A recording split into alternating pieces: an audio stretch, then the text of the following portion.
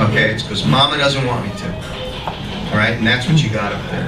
And that line is as hard a line as you could ever get. I finally now, after almost the end of 2 sessions, first of all, the idea of having to beg a Democrat for anything, or yeah, it's repulsive, you know, that's what you got to do, right? But Sandy Galiff is going to carry a bill of mine, okay, in answer to you, and it's not going to have my, it doesn't, I'll be a co-sponsor, but, you know, it doesn't have me as the author. I don't care about that in the least, and anybody who knows me knows that, okay? But Sandy Galiff is going to carry a bill for me, and what it's going to do, it's called the Campaign Finance Transparency Bill, and what it's going to do is it's going to require anybody running, a legislator or candidate, to have on the home page of any website that they have a direct link to the Board of Elections finance review on who's putting the money in for you. Okay, so it's going to say, click here to find out who's paying for my campaign. Okay, they don't have that now. It's very hard to find this information, and let's make it real easy to find this information out, right? So Sandy Galiff is carrying this bill.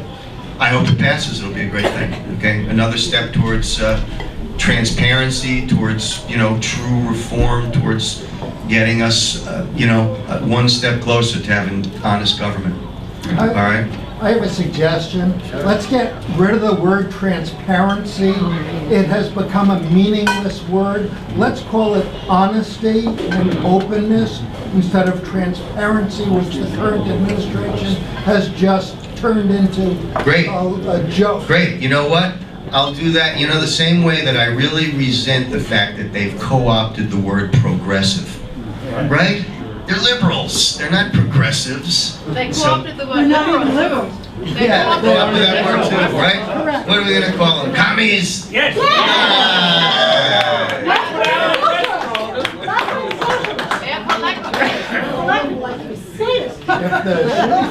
Careful now. So that's sort of my report on the front, you know, to you guys on the front. If you have any questions, I'll be happy to answer. Yes. Why don't you write an op-ed for the Wall Street Journal or the Times on that issue about not going through committee and direct vote? That's a great idea. I will do that. Get it out. I agree. Couldn't agree with you more. I'm also I'll make my very dear friend laugh, but I'm going to have this on a video at some point too. Howard. Yeah, they had a bill up in the legislature, I think it was back in December, where they raised the tax on people who make $2 million a year or more. Correct. How did they make that happen? Here's how they made it happen, okay? They made that happen by, you know, Governor Cuomo, I got to give him credit for being a good politician. He really is. He put that bill in with what for we in the Hudson Valley, we legislators in the Hudson Valley, would have a hard time voting against. And what that was is a rollback of the MTA payroll tax. All right? So it was the two of them in one bill. Now, as to the MTA payroll tax rollback, it was a rollback for the counties that have MTA that have MTA service. Okay, Metro North MTA. It's 11 counties. What they did was it's 250. It was a $250 million rollback, $250 million, and instead of taking that out of the budget of the MTA, okay, to try to get them to maybe have some fiscal responsibility, maybe have some. No, they just spread it out over the whole state. So now, Erie County hates the MTA too, not just Putnam and Westchester. Yes? I'm in from Manhattan, and I'm fascinated by the incredible stranglehold that's shown in silver hats. Number one, I know it's hard to get rid of it, but can we, or do you have any suggestions for what would make him less powerful? Well, the problem with all these guys is that the power that they have as Speaker of the Assembly is constitutionally derived. Okay? Sheldon Silver hasn't co-opted power. It was given to him in the Constitution. Okay? The Constitution of New York has a lot of major issues. Okay? And that's certainly one of them. Sheldon Silver is a complete creature of the teachers union, of the CSEA, of every one of the municipal and state, workers unions, and he has unbelievable power. And unfortunately, that's the way each speaker has that kind of power. You can have a little, you can be, depending on your personality, you might be a little bit more, lenient, a little less, but essentially, you are taking what's given to you. Okay? And it would be nice to get rid of Sheldon Silver. The only thing that so far that I've seen, and really, it's funny to think about, Sheldon, it seemed like Governor Cuomo had Sheldon Silver over a barrel, when it came to the budget last year, okay, where he was going to have in it the cap for medical malpractice, right? And he was going to have in it the extension of the millionaire's tax, okay? So when they had the original, dickering, bargaining between Sheldon Silver, Dean Skelos, and Governor Cuomo, who are the only people who